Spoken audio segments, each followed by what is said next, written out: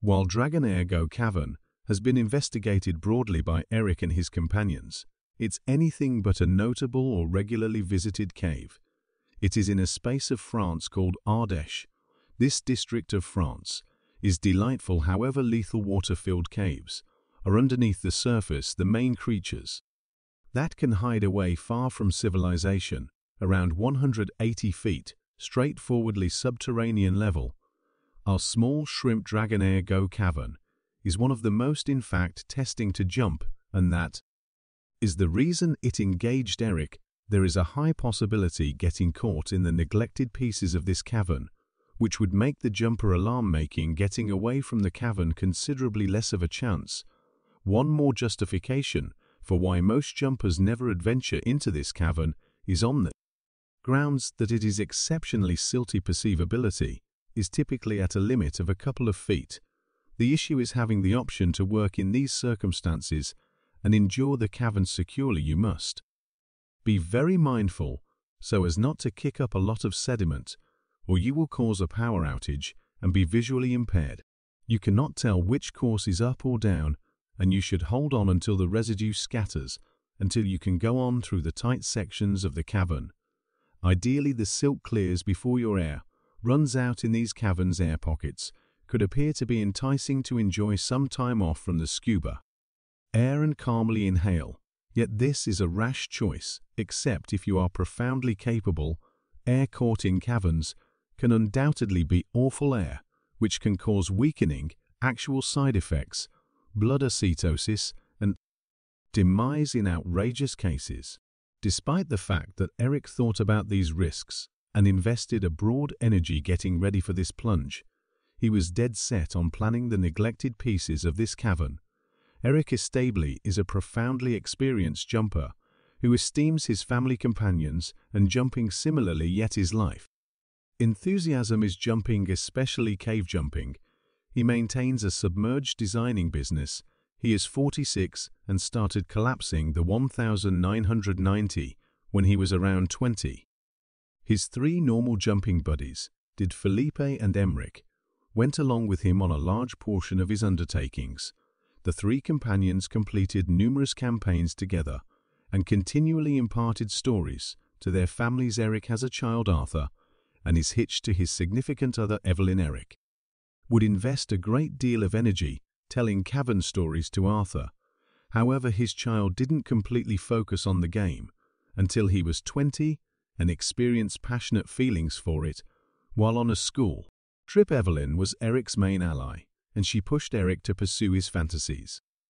Over the long run, Eric would pile up the plunging hours until he ultimately turned out to be truly open to jumping troublesome caverns. This permitted him to challenge specialized cave jumps that not very many individuals on the planet could at any point endeavor. His driving energy in cave jumping was to delineate new concealed parts. He did this over and over. However, there was one cavern that not entirely settled to outline the most, and that was Dragonair Go Cavern in France. He plunged this cavern commonly, and on each excursion, he would delineate one more piece of it. Was his reason for living, and he did it very well. On the off chance that you were conversing with Eric, and he felt like he was not focusing on you, he was presumably pondering Dragonair Go Cavern. It consumed him. It fulfilled him. Eric is the kind of individual who illuminates any room he enters. He generally has a grin all over and is known to be quite possibly of the most pleasant individual in the cavern plunging local area. He would have numerous different jumpers go along with him on his outings, and they never lamented joining Eric in light of the fact that they could gain from his broad experience. Eric was an individual from the buckling club child Valendusi. He had performed cave salvages on different jumpers and is perceived for continuously having a collected mind in any event. When given outrageous submerged difficulties on Sunday, October 3, 2010, Eric entered the Dragonair Go Cavern. He was anticipating chasing after the bee. Investigation past the ongoing delineated parts, around 3,412 feet inside the cavern, at a profundity of around 285 feet. His plunge was to most recent 6 hours, so he brought the fundamental hardware, which included 2 rebreathers, 2 bikes, 5 air tanks, and 1,476 feet of jump line. Eric required all of this stuff to make it past the neglected entries. He was energized, apprehensive, and centered while he advanced increasingly deep into the cavern. The jump was working out as expected, and he made it around 200 feet into the cavern before his most memorable sediment. Power outage. He, out of the blue, hit one of the sloppy walls of the cavern, and this made the residue kick up surrounding him. He was unable to accept how rapidly it worked out, yet that's what he knew. Whether he held up, the sediment would scatter, and afterward he could proceed. On the off chance that the residue didn't clean up, he would need to return and cut short the plunge. Assuming that he attempted to endure the sediment, he could get a piece of his hardware caught on something sharp that could cut his carrier or cause his lightness vest to tear, and he would sink to the lower part of the cavern. After some time he went on down the cavern. His perceivability was not beating 12 inches. Even with his extremely brilliant headlamp, he needed to concentrate all of his energy going down the right entries and not getting his gear caught. He's exceptionally profound into the cavern with very little perceivability. Isolated in the completely dark. At last, he went on down a tight entry and emerged on the opposite side. Out of nowhere, he was amidst a stone fall in the cavern, and he expected to move promptly. He swam forward, yet the silk kicked up again in a flash, blinding him and causing a power outage. His headlamp was no counterpart for the sediment enveloping all that. This was extremely terrible for Eric, and he realized he needed to escape what is happening, or he would be caught, run out of air, or bite the dust. He wants to get to the opposite side of it. That rockfall. He attempted to find one more way out, yet the impediment hindered each spot he went over. He had just a restricted measure of air, and no real way to escape the cavern. He dumped a portion of his stuff to be more dexterous in the tight entries. He expected to find an airspace, or he would choke from absence of oxygen once his air tanks were vacant. He likewise knew that if salvage somehow happened to enter the cavern, they would see that he left his stuff in a cognizant exertion, and that he could, in any case, be alive after the rockfall. Eric was presently caught on some unacceptable side of the rockfall, which was a few meters thick. This was his most dreaded fear, in light of the fact that Eric didn't appear beyond the cavern when he should check in. Salvage was told on Monday, October 4th. English and Swiss salvage jumpers showed up on location promptly in the first part of the day.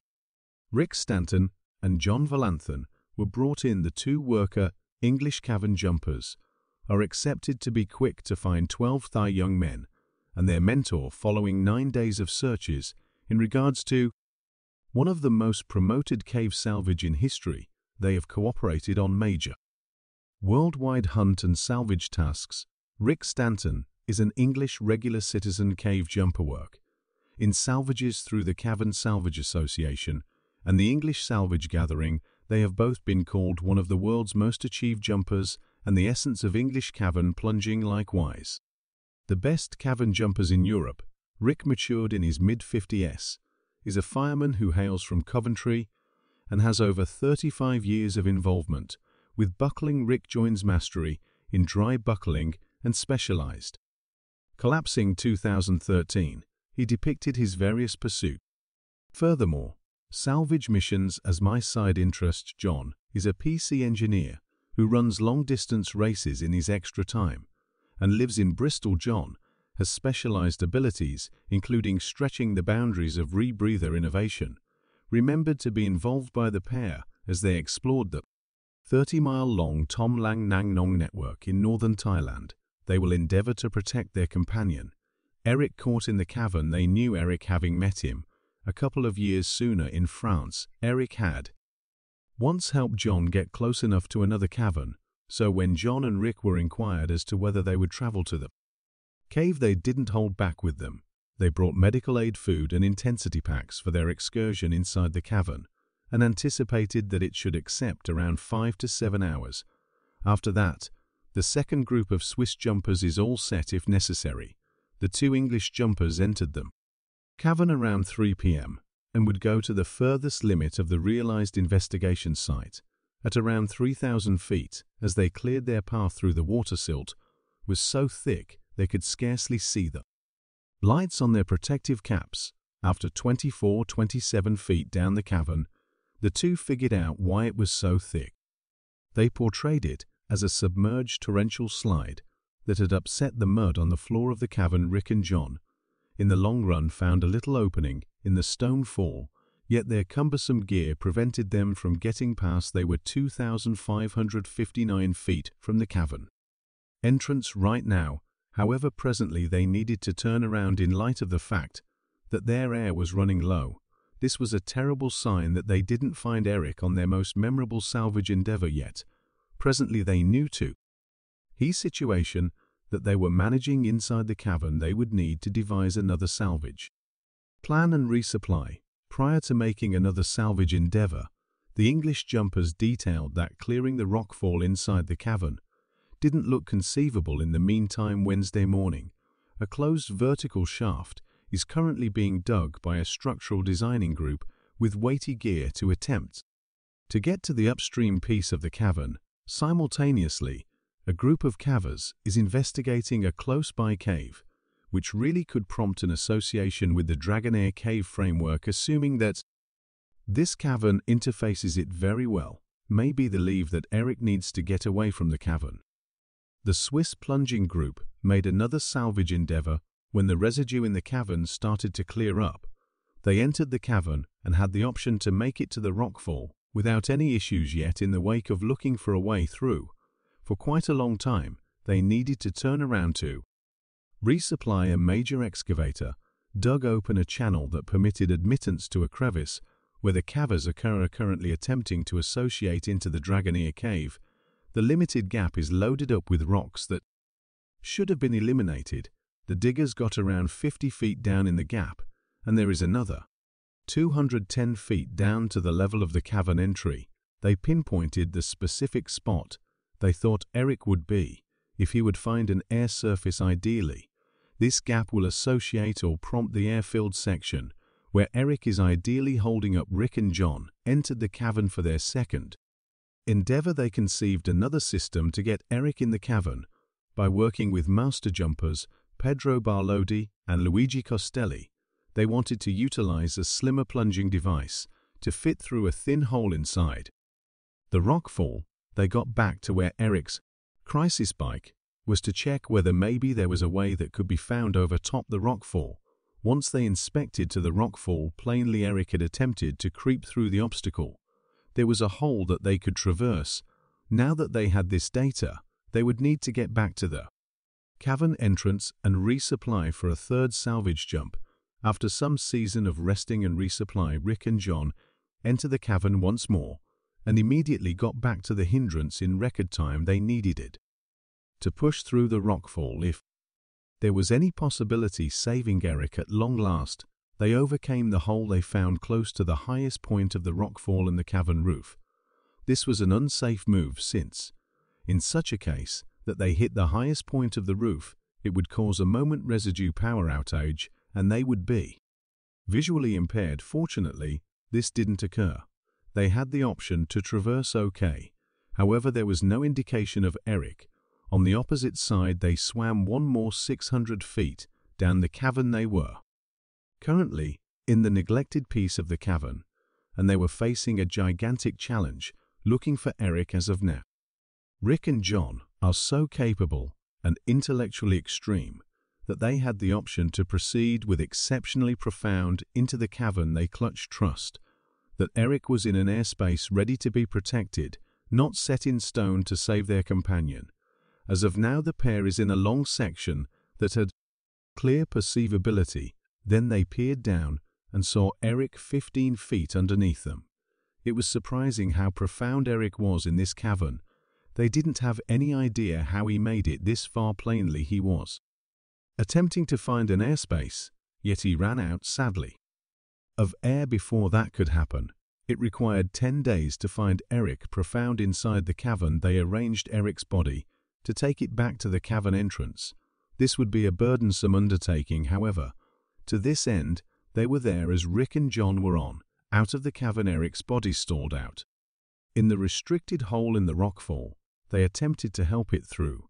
Yet one of them would need to be behind the body, and they could never have done this without being caught themselves, so they needed to leave the body in the cavern. The following most significant thing was to recuperate the plunging PC on his wrist. Rick and John were undependable, yet they actually had what was going on their hands, which was returning to the cavern entrance. They went such a long ways into the cavern and utilized such a lot of air. In the process, it would be a near fiasco for them to make it out safe, so they got the jump PC and begun their direction back down the cavern. The manner in which they came, fortunately, they ran into no issues, and they successfully returned to the cavern entrance securely. The PC was given to the French cops. It uncovered how Eric's jump advanced and where he had kicked the bucket as indicated by his onboard PC. He suffocated on his most memorable day, regardless of half a month of exertion. The speleologists couldn't extricate his body from the cavern, and the French Speleology Organization declared the finish of the inquiry procedure on January 8, 2011. Anyway, Eric's body is still in the cavern. French groups are presently attempting to get to him by boring through rock. I need to express gratitude for watching the video.